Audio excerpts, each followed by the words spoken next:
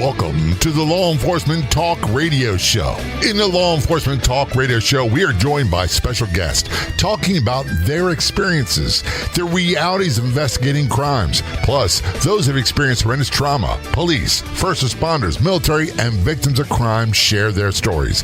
Hi, I'm John J. Wiley. In addition to being a broadcaster, I'm also a retired police sergeant. Be sure to check out our website, letradio.com, and also like us on Facebook. Search for the Law Enforcement Talk Radio Show. Calling us from New York City area, we have two gentlemen on the phone.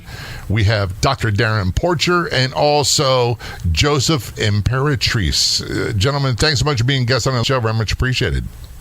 Thanks for having us. By the way, I'm going to do my best, Joseph, not to butcher your last name. Thank you. I appreciate it. So I might just call you Joseph. That way we'll spare me a lot of embarrassment. And number two. That works for me. Doc, I don't know if they call you Doctor, Doc, Darrin, Mr. Porcher, or Lieutenant. What do I call you? King for short is fine. I'll just call you Darrin. How's that? We've seen both of these guys on Fox News, all kinds of news outlets. They both come from a law enforcement background. And for those who don't know, Joseph is the founder or one of the founders of Blue Lives Matter in New York City. And let's do this. Let's go with you, Doc, first. Darrin, just give people a little bit of information about your background, about 5 minutes. Well, it's going to take longer than 5 minutes, Jay. I mean, you background, this is a 30-minute segment, but, I'll cut it down. My goal is to suck all of the oxygen out of the room so that way Joey Imperatrice can't get on and say anything. No, I'm a former NYPD Lieutenant. I worked in the NYPD for 20 years. Did a multitude of different things, from undercover work, being a supervisor, training recruits in the academy. And then after leaving the police department, I got my doctorate degree from Fordham University. And I testify as an expert witness in criminal and civil cases all over the country, coupled with imparting information on terminal issues in criminal justice on the major networks, more so particularly Fox News. We see you there all the time, and many times. And another thing, which is very important, I also have a podcast, Crossing the Line, whereas the great Joseph Imperatrice and myself, we speak to a lot of the topical issues in criminal justice. So it's called Crossing the Line. Crossing the Line. All right. Is there a website or just social media, or to look it up on Apple Podcast or what? Well, Joe, you give them the best. Yeah, for the time being, what it is, it premieres every Friday night, 7 p.m. You could see on Darrin's page, which is his name, Darrin Porcher, mine, Joseph Imperatrice. You have Strike TV, that's the media group that actually produces all this for us, and it's every single Friday night, 7 p.m. We get some great guests. Pretty much the segments that me and Darrin, when we go on Fox, we can only put for like 30 to 45 seconds for our time into. This, we're able to put a grasp, and we're able to bring people from the outside coming in, not just from law enforcement, to get their points of view as well, because you got to think outside the box. You can't just have it one way. No, we can't have a one-way conversation. And that's part of the reason why I founded the Law Enforcement Show a long time ago, because quite honestly, and I say this all the time to law enforcement, we have relied on the news media to tell our stories for far too long. And they've always done a bad job. They've always done an incomplete job. And now it's so biased that if we don't start telling our stories, no one's going to know, and shame on us for not doing anything about it. That's why we're here. Joseph, give us a little bit of background about your career. So I have 14 years in law enforcement. The difference between me and a lot of people that you see that speak on the news is I'm still active. I'm able to speak on behalf of Blue Lives Matter NYC. So as Darrin will say, I still have boots on the ground. From the guys who have tons of experience like Darrin to all the other gentlemen that are so great on the media. A lot of these guys are retired for a long time, and I'm still right in the mix of it, being able to see, what I hear, what I feel. It's great. Founded Blue Lives Matter NYC after the deaths of Detectives Ramos and Liu in December 20th, 2014. And fast forward, and in the matter of a little over 5 years, we're approaching $2 million raised to a 501c3 nonprofit organization, not just in New York City, but we help cops all over the nation. Never expected that it'd ever boost me into the political spotlight that it's become. And because of it, I'm able to be on shows like this, speaking to you and Darrin, trying to show a very honest way that a lot of people don't see and don't hear and don't feel too often. And I thank you both for A, your service, and B, for what you're doing, because in the current climate, there's definitely I don't care how you want to spin it. There's definitely an anti-police movement across the United States. So, Joseph, you being still on the job, you got to be catching it there. And then when either one of you are in the media talking, I'm sure you get a lot of backlash as well. You do, and you kind of get it. You might not believe it, but you get it from both sides. You get it from the freedom fighters that are out there that are either in the military or police officers as well, that they think that because they have an opinion, which is great, that their opinion alone behind the keyboard is going to change things, and it doesn't. So, like myself, I got fed up with just the way I saw things early on.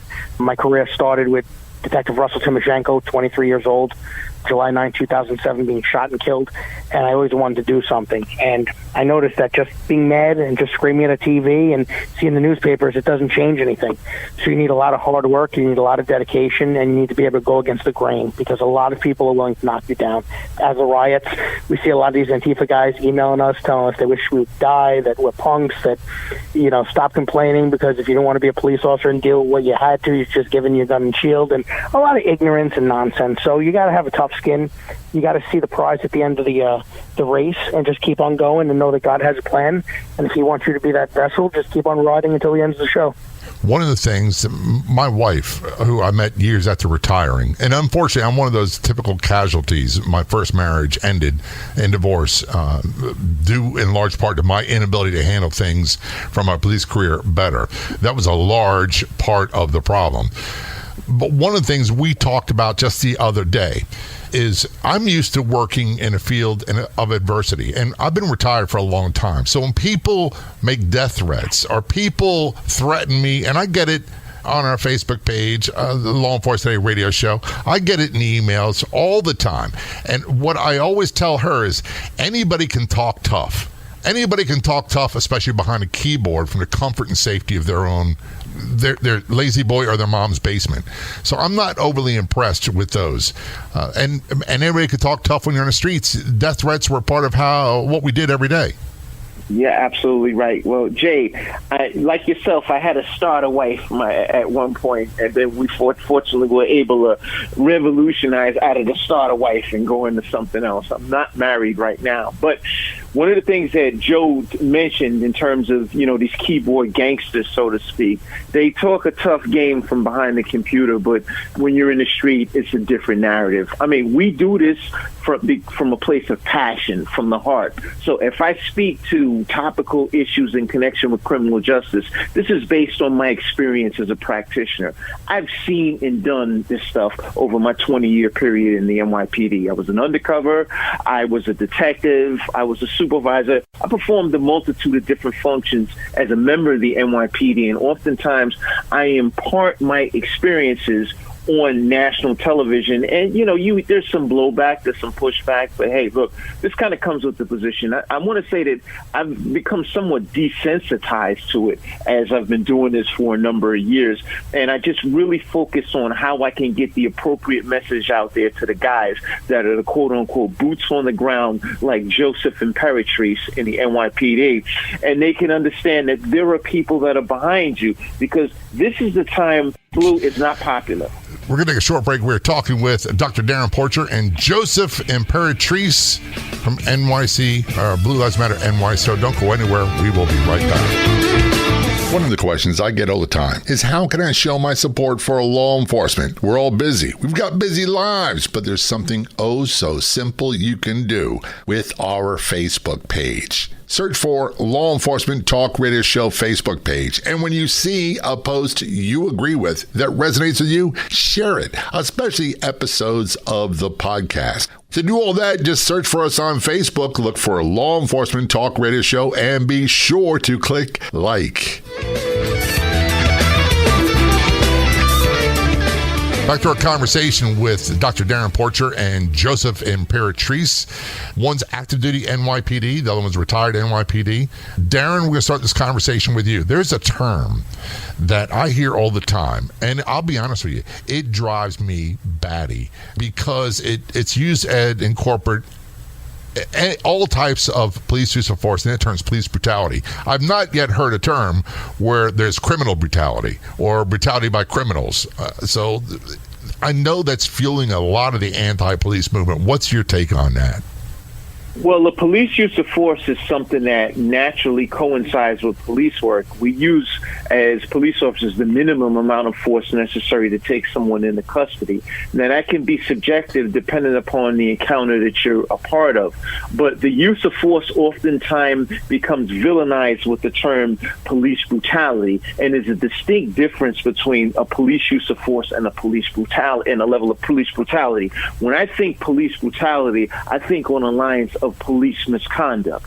By and large, what I see is not police misconduct that fits into the purview of police brutality, which is something that's subsequently charged in a court of law against the officer. The average officer doesn't set forth on a path to victimize or brutalize someone that's in the street. However, people from a pedestrian sense oftentimes view these encounters of whenever an officer touches someone, it's an aspect of police brutality. But we need to be realists. We need to look at this from the perspective of what it is. That same police officer that is using a level of force to restrain an individual is doing that from the mindset of protecting society. It's not overrunning someone, but it's merely using whatever force is necessary to quell or take that person into custody accordingly by using a minimal level of force. Therefore, it becomes somewhat hyperbolic when we hear that term police brutality. Now, my good friend, Joseph Imperatrice, he can give you his perspective because he's an active duty sergeant working in the NYPD and dealing with these riots and demonstrations that have been plaguing our society as a result. Now, see, Darrin, the second you go on the street, the cameras come out, and the second an officer has to go out there and put someone in handcuffs, you hear the person screaming, he's using excessive force, we're going to sue him, how dare him, don't lock him up. But like you said, the whole police brutality, the whole let's go out there and fight for justice, it doesn't happen nearly as much as what these individuals out there are claiming. I'm still active. I see firsthand they're shooting every single night. Now, I'm not just talking about one or two, but I'm talking about anywhere from 6 to 15 just on an overnight in New York City. That doesn't include the other 2 tours throughout the day. And factual numbers are the majority are people of color between the ages of 18 to their mid to late 20s, and not one person from Black Lives Matter is going to march and talk about how their life really does matter to society. There was a 1-year-old baby boy, and this hits home for me 2 weeks ago, shot and killed in New York City. My son is 2.5. There's no place for gun violence in general, let alone having a 1-year-old lose their life. But where the Al Sharptons and the Hawk Newsoms and the Black Lives Matter movement, where are they? Where are all these white people holding up these signs saying Black Lives Matter? Where are they? Because it doesn't matter. It's something that gains traction. It's something to say, well, the police officers are going out there and just murdering people of color, which is completely false. And if we had strong leadership to stand up and say, you guys are out of your mind, factually, this does not happen. We have the evidence and the numbers to show and prove that we've documented, and we're going to stop this. And if you go out there and you cause and havoc and you riot and you start lighting cop cars on fire, well, guess what? You're going to be locked up, and it's not going to be for a few hours, but it's going to be for a long period of time. And that's when we're going to start seeing things stop and the narrative end. One of the easiest ways for me to compare from my police experience to what's happening today, first of all, about the only difference I see is we didn't have all the video cameras that we have nowadays. So their cell phones were not available. And use of force was not prevalent. It wasn't something that every arrest didn't involve force. Every arrest didn't involve animosity. As a matter of fact, they were very rare. But when they did occur, they were ugly. And there's just no way to use force to arrest someone and do it in a pretty manner. There's just no way. It's like the old saying about making sausage. No one wants to see it. No one wants to see police use of force. And they use this new term I see all the time now, which is police violence, which also I find very disturbing. As you hit it right on the head, Jay, police use of force is always ugly. But you have to take in consideration that officer is not just protecting themselves in many cases, but a third person. An officer walks into a domestic dispute, there's one party that's assaulting the other party. The officer gives commands and the person is not compliant. Therefore, the officer uses force to separate that individual from continuing to assault their significant other. This is a classic example of police use use of force that can always be blown out of proportion. You see what the officer's doing, but oftentimes with these videos, you catch a snippet. You don't see what happened in the beginning. You just see a small snippet of what happened in the middle, and you don't see what happened in the end. It's that comprehensive overview of the situation that vindicates officers in many cases in connection with them using the minimum amount of force. However, you only see the lightning bolts that are introduced. And oftentimes this creates a black eye for officers, but we do the best that we can to soldier forward because we as police officers believe that we are here to assist society as protectors in the wake of moving forth the level of safety that's necessary for citizens. One of the things I was taught early on, and we all seen the films, we've seen the movies, we've seen the television shows. They show the old cop stuff. And by the way, Hollywood gets it so far wrong that it's not even remotely close to reality. And one of the things they'll say all the time was, cop locks up the suspect and the suspect's all beat up. And they'll say, what happened? He fell down the stairs. And the first thing that was ingrained in me when it came to use of force, without getting into technicalities, if you have to use force, you're always honest, you always document it, and you write down why you use force. We never lied about it. Well, the thing is, too, is people just think officers are taking things in their own hands, right? That's not true. They're taught that if force is presented against you, you use the reasonable amount of force necessary to combat that threat.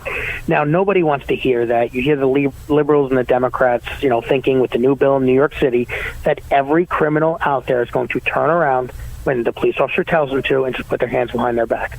But anybody who actually lived wearing that uniform, going out every single day, knows that's not true.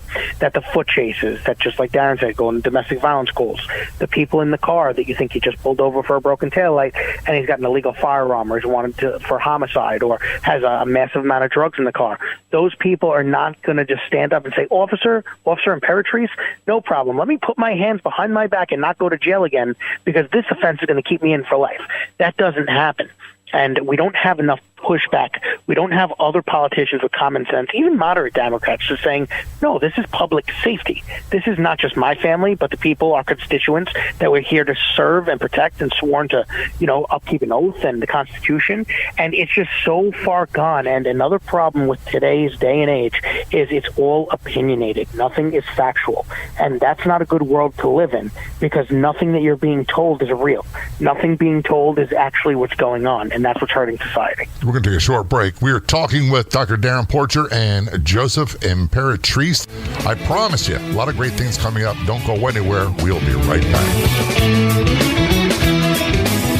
Remember when news was free? Be sure to check out the Newsbreak app. It's free. And be sure to follow the Law Enforcement Talk radio show and podcast on the Newsbreak app. Newsbreak is your #1 local news app for current events, free live news for you and your community.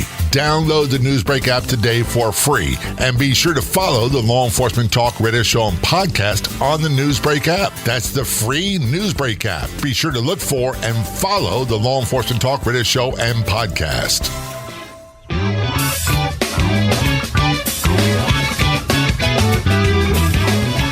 Back to our conversation. We have two guests, Dr. Darrin Porcher and Joseph Imperatrice, both from the NYPD. Dr. Darrin Porcher is retired and Joseph is still on the job. By the way, please let the commanders know he said thank you for allowing you to talk on the show. I know that doesn't always happen, so it's very much appreciated. One of the biggest problems I have, there's so many problems I have with this whole attitude, this whole anti-police movement that has become, before the break, you mentioned a key point. It's become opinion and emotions and feeling, and it's not based on fact. People are comparing what happens today to what I remember seeing as a kid happening in Selma, Alabama, and they're not the same thing. Our entire profession has changed entirely since the 60s to what we're at today. But I can't seem to talk logic with someone who just wants to run off emotion. Well, you're right, and I'm going to switch it to Darrin in a second because he's going to give you a first-hand account of what he experienced 2 weeks ago on the Brooklyn Bridge. But when you go out there and you see graffiti and it says the cops. You guys are pigs. We hope you guys die. This has nothing to do with the police brutality that happened with George Floyd at this point, because you know what?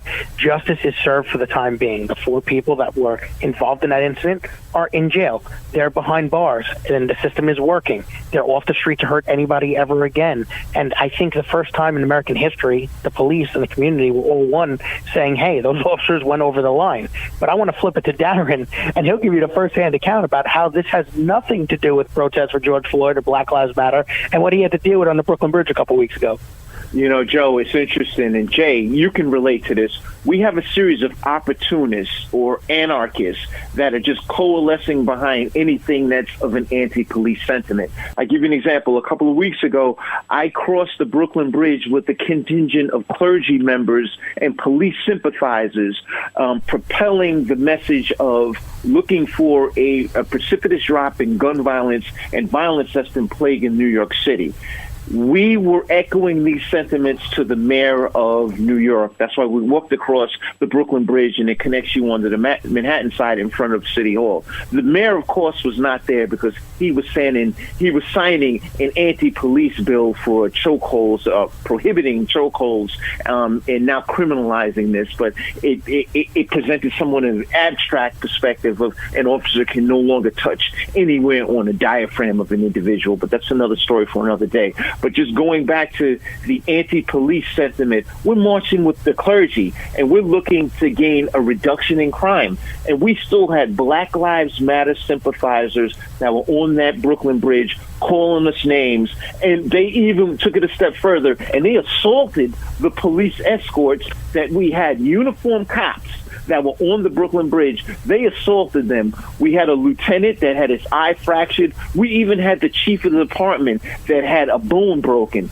This is the anti-police sentiment that is plaguing our society. We need to understand that police are our first line of defense. When we look at the social contract, it affords protections from government to citizens. But people just don't understand that. It's this rhetoric that's driving a narrative that is catastrophically taking us to a bad place. The quality of life is deteriorating, and as a result, the silent majority is suffering. These cops are not Ku Klux Klansmen that are burning crosses on the front of people's lawns the way it's projected. I'm speaking as an African-American male. The police departments are more multifaceted with race than ever before. Your cops are not going out there to assault people based on race. But if you hear the narrative coming from Antifa and Black Lives Matter, it's diametrically different. And you know what, though? I want to add to that because we come from 3 different generations of police officers, all in this school, right? And I'm the youngest. I'd say Darrin, then Jay. And I think we can all agree that we've been around police officers of all different backgrounds, religions, sexual orientations. And I guarantee you none of us ever once in the locker room or while our course of duty heard someone putting on their vest or their gun belt and buttoning up their uniform saying, you know what, I want to go out and violate someone's rights. I want to go out there and kill somebody, someone of color today. I think we could all agree that whole narrative is completely false. And it's sick for people to even think that it goes on. Well, the reality is that they're showing a one-sided picture. When people have these conversations, I go back into my memory, and I remember distinctly having a conversation in Baltimore in the Northwest District when I was still a patrolman before I got promoted to sergeant. And I made my side partners, because we were one-man cars, promise me that if I was shot and was dying in the gutter, to put me in the back of a wagon, at least let me die there in a clean spot, or a relatively clean spot. The amount of violence we were subjected to on a daily basis, I don't just mean violence directed at us. There was plenty that I went through. But the violence we saw daily, I mean daily, on family members, spouses, children, drug dealers, didn't matter who it was mind-boggling. And I don't think anybody in society really comprehends just how violent our society has become. And it has nothing to do with the police. And like I think, Jay, you used the term earlier, it's civilian brutality. It's civilian on civilian crime that no one's speaking of. And they can't scapegoat it because normally when you sue these people that are committing the crimes, there's nothing behind it. There's no monetary action they're going to receive. But when it's people that want to keep on committing crimes, that want to get away with, that don't want to go to jail, that want to pay out, it's very simple to sue the city. So if it was the other way around, it wouldn't work out. But because they have a municipality that just has that, I guess, the historic portion where the second you sue that city, they're going to pay you out. It's become systemic, and that's a problem. And like you said, people just don't understand the reality that police are not the problem. They step in because they're being called to solve a problem. The problems are these communities that just can't get along with one another, and that's why jails were created, to get the bad people off the street so that they could be put away, they could be monitored in kind of like a military-style settings, that they have a regimented day, because when they're out in the street, they don't, and they kind of need that guidance. And then when you take these bad guys off the street, they can't harm anybody else. So it's not the police, once again, as I say it. It's a never-ending cycle, and one of the big differences I see, and I policed in Baltimore, and Baltimore was always and Maryland in general, was always a Democratic state, Democratic-run city. When I mean Democratic politicians. But people like Mayor Schaefer, people like Kurt Schmoke, both mayors of Baltimore, they were progressive, they were liberal for their time, but they had a no-nonsense approach to crime, especially violent crime, and they didn't tolerate it. I don't see that with a lot of big city American politicians now. The problem is crime is the disease and the cure is law enforcement. But we are targeting the cure being law enforcement as the disease. The communities of color are under siege. Gun violence and gang violence is rampantly running through these communities. However, people are erroneously targeting law enforcement and not the criminals, and that needs to stop. We need to identify what is festering in these communities and take them to a bad place, which is crime, as opposed to targeting law enforcement. So when we go back to what are we going to do moving forward from a societal perspective, we need to identify who the proper suitors are to eradicate this problem that's plaguing our communities, that's crime. And that's where we need to bring the law enforcement practitioners in to invoke a solution that is sound, that brings everybody to a safe place. It's as if our political leaders, and I'm not one who's ever been fond of our political leaders, especially on the local level, and I don't care what party they were from. I'm not a big fan of partisan politics, but it's as if they've abandoned their communities, they've abandoned their cities, and all they do is look for plausible deniability, and the first people they blame, and particularly their mayors, is they blame their police departments. And by the way, since we don't have civics in schools anymore, the police departments are part of the executive branch of the government, which is your mayor. Your mayors are the ones who appoint the police chief. Your mayors are the ones who tell them their walking orders, what things are going to be like, and they appoint their command staff, and it goes downhill. If you don't like what's happening in your cities, you got to look at your mayors. We are going to take a short break, return our conversation with Dr. Darrin Porcher and Joseph Imperatrice. I promise you, good stuff's coming your way. Don't go anywhere. We will be right back. If you want to be a guest on the Law Enforcement Talk radio show, simply contact us. It couldn't be easier. You can send us a message on Facebook. Look for and like the Law Enforcement Talk radio show page, or email jay@letradio.com. That's JAY@letradio.com. I'm John J. Wiley, joined by... we have Dr. Darrin Porcher, retired NYPD, and also Joseph Imperatrice, who's I believe a sergeant in the NYPD. Earlier, Joseph made a great point. We have 3 generations of police here. I started in 1980. I'm an old wheel gun cop. We were given a front panel vest only. We were given a .38 revolver and a nightstick, and mace that only worked on innocent bystanders and police. and I was trained by primarily combat veterans. There were Vietnam veterans, and we had a few commanders left who were Korean War veterans, and they're phenomenal police. And what we did every day then is now called community policing. So a lot of what I hear being said, especially in the media, social media or otherwise, about community policing, we got to get back to that. I don't know where it went. Well, a lot of it had to do with the strategies that were being enlisted from on a command level. And it's been, I give you an example of New York. We had community policing, and then we referred to something that was in the NCO program. But the primary focus of community policing is that policing community engagement, that ongoing discourse. What that ongoing discourse does, it enables an officer to elicit intelligence for things that are happening within that community, such as who's selling drugs, who's carrying weapons, weapons, things to that effect. That was an essentially terminal piece for law enforcement, because I give you an example. Here in New York, we have 8.5 million citizens, but we only have a police department of 35,000 cops. 38,000 cops pales in comparison to what you can elicit from 8.5 million people. So we had that ongoing relationship that was sound, and it also allowed people the comfort of speaking to an officer in confidence, knowing that that officer will do what's right for that community. As we've progressed, we kind of got away from it. There's been a series of different initiatives that departments have embarked upon that oftentimes going in different directions. But this is something that was driven by the elected officials. The rank and files or the practitioners have a genuine understanding in how to connect with the community, whereas the politicians generally have a shelf life of 4 to 8 years, and that policy is in and out. And then we start with a newly elected person and we go with their policies. It's unfortunate, but the one thing about cops is they adapt and they move forward. And there's no other profession like policing where you're able to shoulder the bumps and bruises and still shoulder on and subsequently be successful. One of the things that I think separates us from a lot of what's being construed out there by the media is that we may not live in a community where we police, but we're part of that community. When I was given a post, I remember my sergeant at the time telling me, and we had 3 officers working the same post. We changed shifts, obviously, and on our days off, we'd have 1 or 2 other fill-ins. So people knew our first name. They knew our last name. They gave us nicknames. They'd have cookouts in the summertime in Baltimore. They'd say, hey, come in, have a burger. It was not always hostile. And then sometime in the 1990s, an element from, I want to say the West Coast, came into command in Baltimore, where they were appointed by the mayor, and they said, hey, we're going to change everything to zones, and we're not going to have an officer responsible for crime in a specific area anymore. And people started complaining that they didn't know who their police were anymore.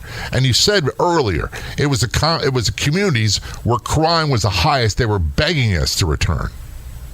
Police departments nationwide are so worried about coming out and saying, well, we're adapting, we're moving forward. And yes, I agree with that. We should develop. We should become innovative. But we also need a good mix of old school policing. There's so much stuff that has worked for decades that will continue to work for future decades. So instead of just throwing out the mix and saying we're taking this C-pop cop, this community guy out of the neighborhood, which I think was phenomenal. I think it's better than the stuff that we're seeing nowadays. You had that 1 or 2 guys that patrolled the same streets every day. Usually they had a decent amount of time on. Just like you said, they had a great relationship. They were invited in for, meals and cookouts, and, the people became family. They trusted you, so they gave you the information you needed. But you also then had the crime fighters. That information was passed along to the plainclothes anti-crime units, the conditions units that went after quality of life offenses. So there's this wheel that if you rip off any part of that wheel, it doesn't work. And that's what happens, now that we're seeing in policing. They're taking pieces away and coming up with new names to try to make a name for themselves. And we can't continue to do this. We need people with common sense. It feels like nowadays you see these police commissioners and chiefs, they don't even speak and think for themselves anymore because they're being told what to do from these civilian politicians that have never walked the beat, that never had to carry a dead child or had to see somebody shot in the head or had to run after somebody and not know what's on the other side of that wall. These are people that are speaking not from the heart or experience, but from personal opinion. So I think going forward, we need to start getting common sense and people actually with experience to be able to speak and make decisions on things that they know firsthand about. And then actually have elected politicians back them up. What a shocking surprise that would be. Yeah, it would. It would. Yeah, one thing that you look at that really increased the great divide between police and community and plagued this acrimony, so to speak, is initially we had the war on poverty. Police were used in that war on poverty. Then it subsequently graduated to the war on crime. Police were heavily used in the war on crime, and then it transitioned into the war on drugs.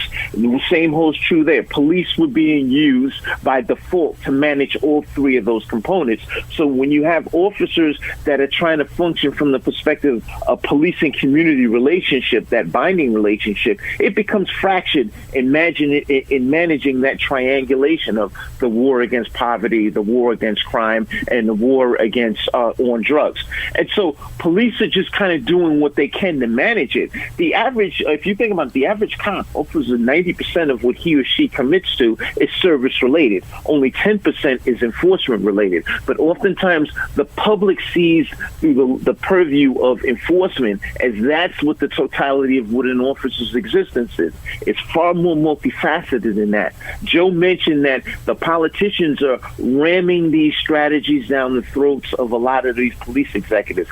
That's an unfortunate thing that's happening. I don't know how we can get past that. I just know that one of the things that I've seen as a supervisor is there's the growing sentiment amongst officers that they don't have the backing of the elected officials and the police executives, and they're not as proactive as they've been in the past in terms of seeking out things that are occurring wrongly in the community. And we need to bring that system back together, whereas, as you mentioned, Jay, you had these Vietnam and Korean War vets that knew the job, they knew how to police, and you looked up to these individuals. We just don't have that anymore in the current state of policing, and it just really it bends my mind into knowing or wondering where are we going to get that from. Joe, you can speak to that more specific since you're an active duty sergeant. Actually, I'm going to have to cut you off because we're running out of time.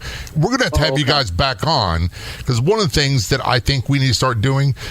Remember when all the lip sync videos and dancing videos were the rage and every department was doing it to try to mend bridges? None of that stuff worked.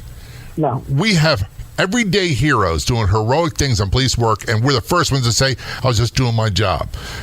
We need to start highlighting our heroes. Where have our heroes gone? They're still there, they're still working, and they're paying with their lives. Before we go, gentlemen, you guys are very active. I want to know more about where people get information about Blue Lives Matter NYC. So you can go to our website, bluelivesmatternyc.org. You can buy merchandise. 100% of anything you donate goes to helping the families of law enforcement, whether killed in the line of duty or diagnosed with a life-threatening disease. You could follow us on Facebook, Blue Lives Matter -NYC. We got the angel wing logo. We're on Twitter at Blue Lives NYC. We're really active in the community. We just donated $27,000 to a detective with 21 years on whose wife was diagnosed with stage 4 cancer. We do fundraisers all throughout the year.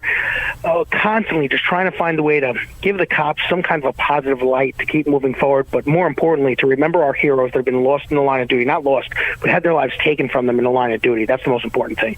And you also have a podcast. What's that called? It's Crossing the Line. We got our good friend Darrin Porcher. He's a star on Fox. Great. Every Friday night we tape it. We've had Chaz Palminteri. We've had Vito from The Sopranos on. A lot of good people speaking about what's going on in society, not just police related, but in general, how to change it. We go out. Darrin's known for taking clips, actually going out there in the forefront, right into the battle zone. Really good stuff. Just like this, with your show, you're able to see a different perspective that on regular media outlets you might not be able to see. Yeah, I just want to add one more thing. Every Friday at 1900, which is 7 p.m. for the civilian populations, go to the Blue Lives Matter website and look for the show Crossing the Line, and you will see our podcast. Once again, 7 p.m. every Friday, Crossing the Line. Go to Blue Lives Matter on Facebook, and you'll see our podcast. Gentlemen, thanks so much for being guests on the show. Very much appreciated. Thank you so much for having us. I'd like to thank our guests for coming on the Law Enforcement Talk Radio Show. The Law Enforcement Talk Radio Show is a nationally syndicated weekly radio show broadcast on numerous AM and FM radio stations across the country. We're always adding more affiliate stations. If you enjoyed the podcast version of the show, which is always free, please do me a favor and tell a friend or two or three. I'll be back in just a few days with another episode of the Law Enforcement Talk Radio Show and podcast. Until then, this is John J. Wiley. See ya.